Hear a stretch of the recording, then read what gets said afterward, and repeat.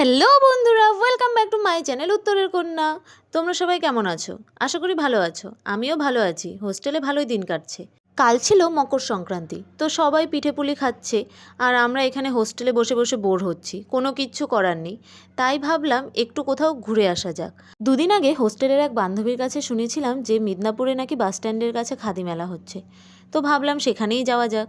তাই দুপুরবেলা খাওয়া দাওয়া সেরে রেডি হয়ে বেরিয়ে পড়েছি খাদি মেলা যাবার উদ্দেশ্যে। আর দেখো, দুপুরবেলা যেহেতু রাস্তাঘাট ফাঁকা, আর মেলায় হয়তো সাধারণত দুপুরবেলা কেউ যায় না, কিন্তু আমাদের কিচ্ছু করার নেই, আমাদের হোস্টেলের তো গেট বন্ধ হয়ে যাবে 6টার সময়। তাই আমরা দুপুরের দিকেই চলে এসেছি। আর আমি ভাবতে পারিনি এতটা ভেতরে হবে মেলাটা। আমি ভেবেছিলাম কাছে কোথাও হবে, কিন্তু মেলাটা একদমই রাস্তার পাশে ছিল না, সেই জন্য একটু চিনতে অসুবিধা হয়েছে। তারপরে একে ওকে ফোন করেছিলাম, তারপর আবার পাশের দোকানদের জিজ্ঞেস করে আলটিমেটলি মেলা খুঁজে পেয়েছি। আর মেলার ভিতরে ঢুকে দেখলাম ভালোই সুন্দর, কিন্তু ফাঁকা, খুব একটা বেশি ভিড় নেই। আর দেখো, যেহেতু খাদি মেলা সেই জন্য জামা কাপড়ের পরিমাণই বেশি, সাথে অনেক কিছুই আছে, বেতের জিনিসপত্র, আরও অনেক কিছু। ফার্স্টেই আমি ঢুকে পুরোটা দেখে নিচ্ছিলাম, সেই জন্য হেঁটে হেঁটে যাচ্ছিলাম। তারপর এই কুর্তিটা দেখেছি, এটা আমি ভেবেছিলাম কুর্তি কালার দেখে, তারপর গিয়ে বুঝতে পারলাম যে না, এটা ছেলেদের পাঞ্জাবি, সেই জন্য আবার চলে এলাম। এবার হাঁটতে হাঁটতে চললাম অন্য দোকানের দিকে। তো সব কিছুই দেখছিলাম দূর থেকে, যেটা পছন্দ হচ্ছিল সেটারই কাছে যাচ্ছিলাম। আর এখানে দেখো, এগুলো কি সুন্দর হ্যান্ড প্রিন্টেড জিনিস, খুব সুন্দর ছিল।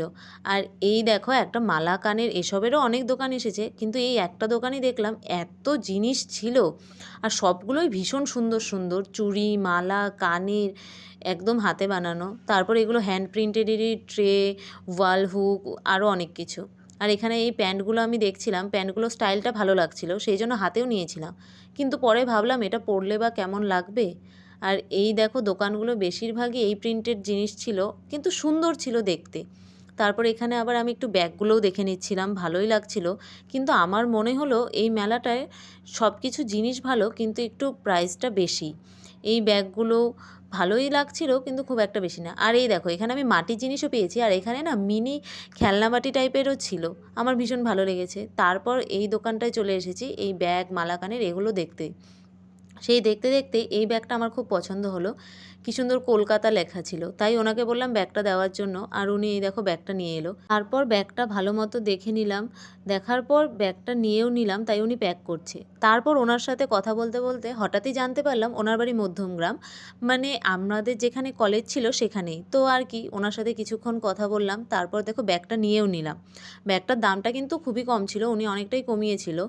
আর কিছু কিছু দোকানের প্রাইস বেশি হলেও সব দোকানেই ছিল না। তারপর আবার আরও দোকান দেখছিলাম ঘুরে ঘুরে, অনেক সুন্দর হ্যান্ড প্রিন্টেড জিনিস ছিল। আর এই দেখো, ও তো অন্য দোকানে ঢুকেই পড়েছে। এখানে শাড়ি, শাল, আরও অনেক টাইপের জিনিস ছিল, কিন্তু আমি ওগুলো কিছু নিইনি, জাস্ট ওই ব্যাগটাই নিয়েছিলাম আর জিনিসপত্র দেখেছি। এরপর আরও কিছুক্ষণ মেলায় ঘোরাঘুরি করে আবার হোস্টেলের পথে রওনা দিলাম। তো বেরিয়ে পড়েছি, আবার রাস্তার দোকানপাটও অল্প দেখছিলাম, কারণ এই সাইডটায় আমার আসা হয়নি, সেই জন্য পুরোটাই অচেনা। আর ওর সাথে বেরিয়েছি মানে কিছু মজা হবে না তা কি হয়। এই দেখো, আমরা রাস্তায় এসব করতে করতেই হাঁটছিলাম, আর তখনই দেখতে পেলাম পেয়ারা মাখার দোকান। তো আর কি, কিছু খাওয়াও হয়নি, মেলায় গিয়েছি তো এমনিই কেমন লাগছিল, তারপর নিয়ে নিলাম পেয়ারা মাখা। আর এটা খেতে দারুণ টেস্টি ছিল। ইউনিভার্সিটির সামনে এই দোকানটা দেখতে পাবে, আর এর পাশেই ছিল এই ফুচকার দোকানটা। তো ফুচকা দেখে আর লোভ সামলাতে পারলাম না, সেই জন্য আবার ফুচকা প্যাক করে নিয়ে নিলাম রুমে খাবার জন্য। সো বাই, দেখা হবে নেক্সট ভিডিওতে। আর আমার ভিডিওটা ভালো লাগলে অবশ্যই লাইক করো, আর যারা চ্যানেলটি সাবস্ক্রাইব করোনি অবশ্যই সাবস্ক্রাইব করে দিও।